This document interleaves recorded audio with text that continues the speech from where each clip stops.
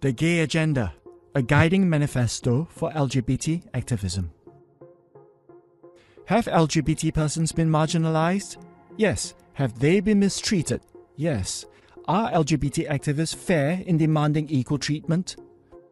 What is the line between equal treatment and special treatment? What are the strategies and methods of LGBT activism? Are they ethical? What is the impact of LGBT activism on LGBT persons themselves, on Singapore society today, and for the generations to come? In the 20th century, the gay and lesbian rights movement emerged. The LGBT movement has since become one of the most successful social movements in the world. Today, at a global societal level, homosexuality is increasingly recognized as normal, healthy, and natural. Acceptance of LGBTQ people has risen worldwide. LGBT-friendly businesses are more profitable. How or why have societal attitudes towards LGBTQ shifted so much and so quickly? Was it a natural development because societies have become more accepting? Or was there a global, centrally organized game plan to change the way the world thinks? You've heard of the Gay Agenda. I want to say thank you to the Gay Agenda. Let's go, Gay Agenda! You think that we'll corrupt your kids if our agenda goes unchecked? Funny, just this once, you're correct. We'll convert your children. Happens bit by bit, quietly and subtly, and you will barely notice it. We're coming for them. We're coming for your children. The agenda is coming home. The gay agenda is here. Or maybe the myth of the Gay Agenda. Gay agenda, people! Why didn't you just call it the Constitution so I knew what you were talking about? Tonight I'd like to address something sometimes referred to as the gay agenda. Now, I've never actually been to the secret meeting where the gays plot their agenda. There is no gay agenda. Singaporean LGBT activist and historian Roy Tan, the negative misconceptions are that the gay people harbour a sinister agenda to convert everyone in society into a homosexual. So, what is the Gay Agenda? What if we told you that there actually is a written manifesto that outlines the agenda and strategies of LGBT activism? We introduce to you After the Ball. Over 30 years ago, in 1989, two Harvard graduates, a neuropsychiatrist, Marshall Kirk, and a public communications expert, Hunter Madsen, both gay men, published a book, After the Ball. It was a #1 bestseller in the US, and the back cover reads, Guiding Manifesto for a New Brand of Pragmatic Gay Activism, a boldly original battle plan for conquering bigotry by exploiting the mass media. After the Ball lays vital groundwork for the next stage of the gay revolution. The authors were upfront about their goals, an agenda for change. What we have discovered is, in fact, an agenda of heterosexual thoughts and actions that we must somehow change. Their agenda includes a list of beliefs and actions to change among straights. How will they do so? Strategy, persuasion, not invasion, good propaganda. We have in mind a strategy as calculated and powerful, or if you prefer, manipulative. Gays must launch a large-scale campaign, we've called it the Waging Peace campaign, to reach straights through the mainstream media. We're talking about propaganda. The purpose and effect of propaganda is to promote a climate of increased tolerance for homosexuals, and that, we say, is good. We present, in order of increasing vigor and desirability, 3 general approaches: desensitization, jamming, conversion. Desensitization. Desensitize straights to gays and gayness. Inundate them in a continuous flood of gay-related advertising, presented in the least offensive fashion possible. If straights can't shut off the shower, they may at least eventually get used to being wet. And I think I'm bisexual. I'm trans. I'm gay. I'm bisexual. I'm gay. I think I'm asexual. I am a gay man. Coming out helps desensitize straights. As more and more gays emerge in everyday life, gays as a group will begin to seem more familiar and unexceptional to straights. I'm gay. I'm a cisgender lesbian. And I'm bisexual. And I identify as a bisexual or pansexual. I identify as a trans man. I identify as queer. Asexual. Did you know that LGBT representation on films and TV has been at record highs the last few years? Desensitization. Jamming is more active and aggressive. Get the bigot, feeling a conflicting twinge of shame. Propagandistic advertisement can depict homophobic and homo-hating bigots as crude loudmouths and assholes. Depict gays experiencing horrific suffering as a direct result of homo-hatred.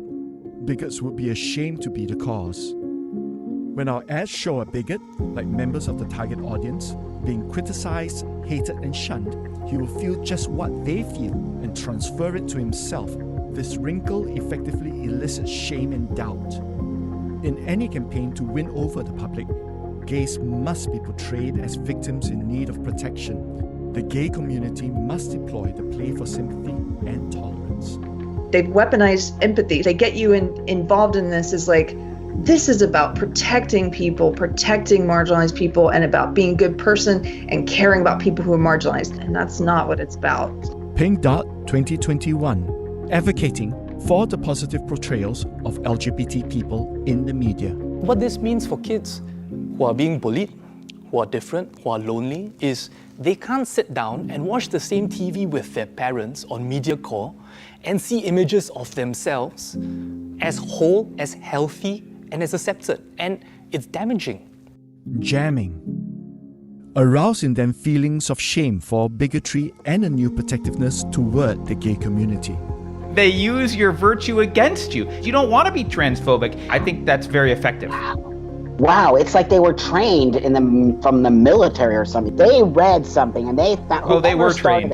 This is not activism. This is indoctrination. The purpose of victim imagery is to make straights feel very uncomfortable. That is to jam with shame and to lay the groundwork for the process of conversion. Conversion. By conversion, we actually mean something far more profoundly threatening to the American way of life. We mean conversion of the average American's emotions, mind and will through a planned psychological attack in the form of propaganda fed to the nation via the media. Conversion is more than merely desensitizing straights or jamming their homo-hatred. It entails making them actually like and accept homosexuals as a group. A media campaign prepares the public for the gradual desensitization, jamming, and conversion. Carefully crafted, repeatedly displayed mass media images of gays could conceivably do even more. Expose them to an unending series of positive gay images. Wide range of favorably sanitized images portray only the most favorable side of gays, enhancing public receptiveness and sensitivity. Yes, you should be very proud of yourself. Thank you, Captain. Every time someone steps up and says who they are, the world becomes a better, more interesting place. So, thank you. I'm gay. I'm sorry that I didn't tell you sooner. I honestly just realized. Don't you dare apologize to me. Really? I love this for you. And I love this for me, finally a gay friend. We are ready to see more positive portrayals of the LGBTQ people in our mainstream media without censorship. To normalize it, I'm still waiting for the day where you can see like a MediaCorp Channel 8 show where it's not like a love triangle with 2 guys and 1 girl, it's like a love triangle with 3 guys. Do you support normalizing positive portrayals of LGBT persons and issues in our mainstream media? How would this impact Singapore society? Coming out is a critical catalyst for the all-important conversion process. When a heterosexual learns that a friend or a family member is homosexual, the discovery leads to an internal showdown between personal affection and bigotry. If the stronger affection for the friend wins out and subdues bigotry, a favorable conversion takes place. Puppy, I want to tell you something. I'm gay. You're just confused. I mean, you're 15. You don't know what the hell you're talking about. Just because I'm gay, people will hate me without knowing anything else about me. And I always knew that was part of the deal. I never expected it from my own father.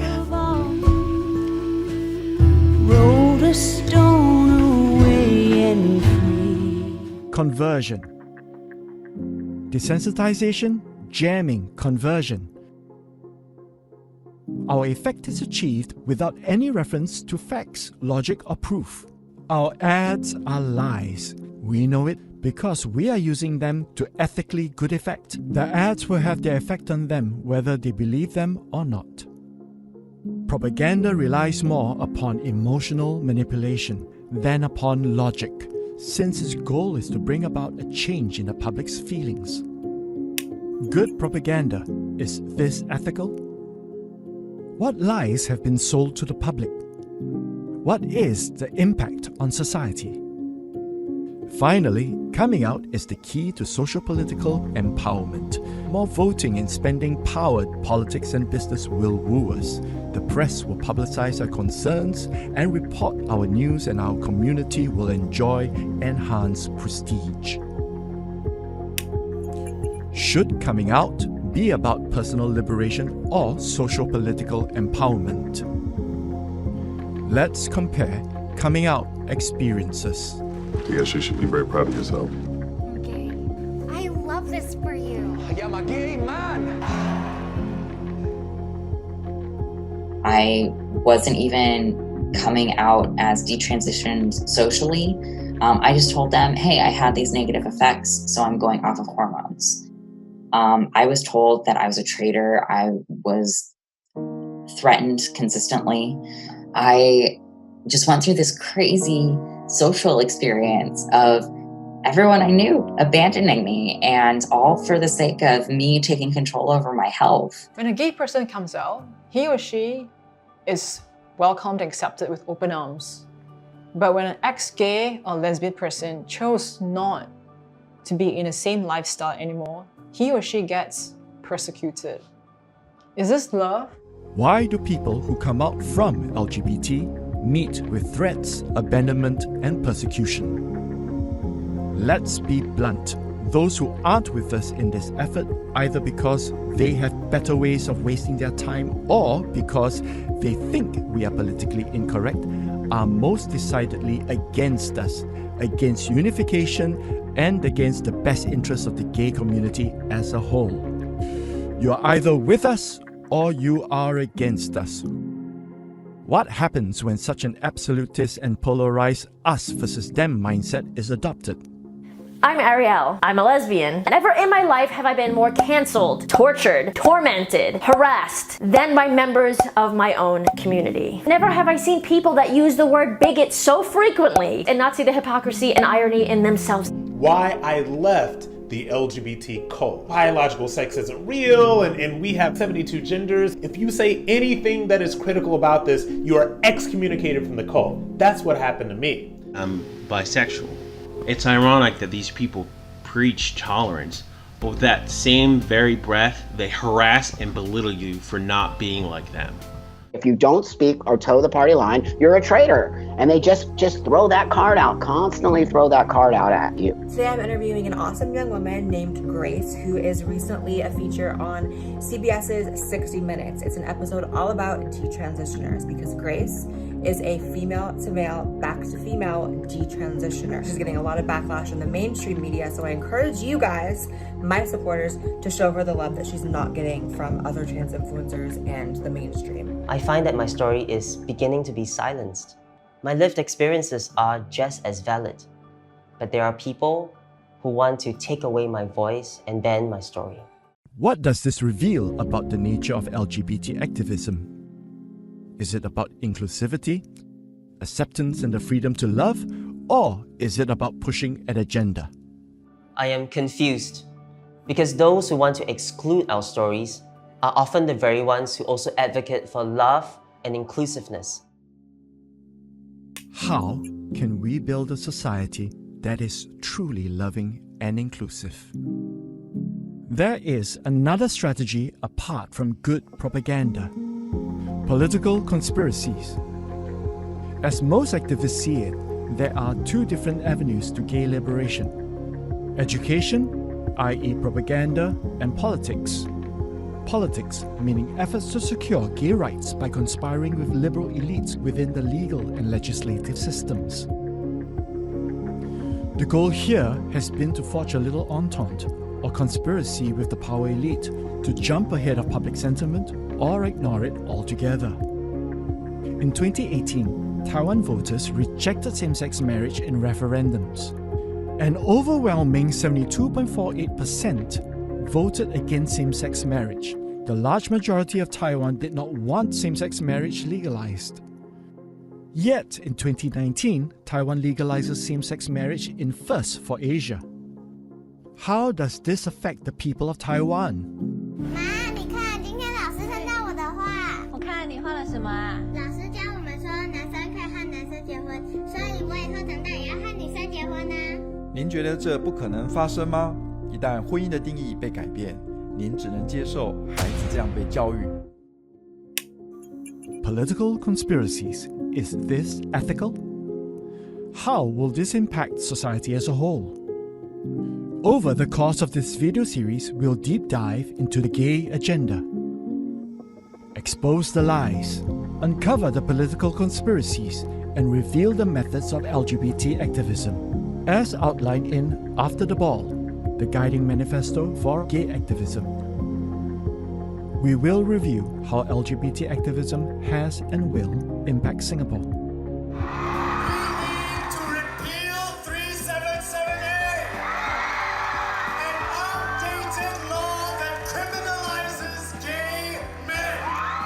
On issues of moral values, with consequences to the wider society. First, we should also decide what is right for ourselves. But secondly, I think it's wiser for us to observe the impact of radical departures from the traditional norms on early movers. See whether it's wise, unwise, is this positive? Does it lead to a more successful, happier, more harmonious society?